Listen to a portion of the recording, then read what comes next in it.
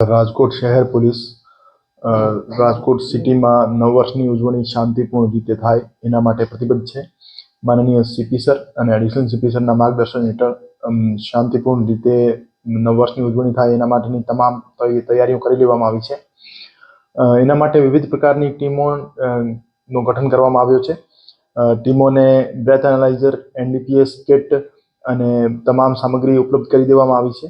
અને શહેરના entry exit points ઉપર સઘન ચેકિંગ કરવામાં આવી રહી છે અને એમને તમામને સૂચના આપવામાં આવી છે કે વધુમાં વધુ ડ્રિંક એન્ડ ડ્રાઈવના કેસીસ અને હથિયારના સાથે ફરવાવાળા માણસો ઉપર GP એક્ટ 135 ના કેસીસ અને બીજા NDPSના કેસીસ વધુમાં વધુ થાય એના માટે તમામ ટીમોને સૂચના કરી દેવામાં આવી છે.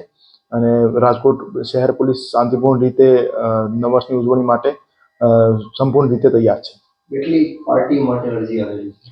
હજુ સુધી રાજકોટ શહેર પોલીસમાં 4 અરજીઓ આવી છે જેના પરમિશન માટેની એમને પરવાનગી માંગી છે.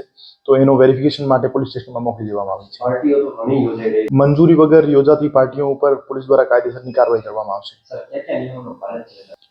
તમામ જે ચેકલિસ્ટ મુજબ એમને જે ડોક્યુમેન્ટની ચકાસણી કરવાની હોય છે તમામ પોલીસ સ્ટેશનોને આપી દેવામાં આવી છે અને અરજદારોને પણ આપી દેવામાં આવી છે. તો એક પણ નિયમોમાં કોઈ પણ પ્રકારની છૂટછાટ આપવામાં આવશે નહીં. ખાસ ખાનગી વાડીઓમાં જે પાર્ટી યોજાતી હોય ત્યાં કઈ પ્રકારની વોચ રહેશે? પોલીસને જ્યાં પણ માહિતી મળશે કોઈ પણ પ્રકારની ગેરકાયદેસર રીતે પાર્ટી યોજાઈ રહી છે તો ત્યાં પોલીસ દ્વારા રેડ કરવામાં આવશે અને કાર્યવાહી કરવામાં આવશે. સોરી, હા, મહિલાની સુરક્ષા સાથે કોઈ પણ પ્રકારનો કોમ્પ્રોમાઇઝ ના થાય એના માટે સી ટીમને પણ સૂચના કરવામાં આવી છે અને સી ટીમ દ્વારા પેટ્રોલિંગ રાખવામાં આવશે.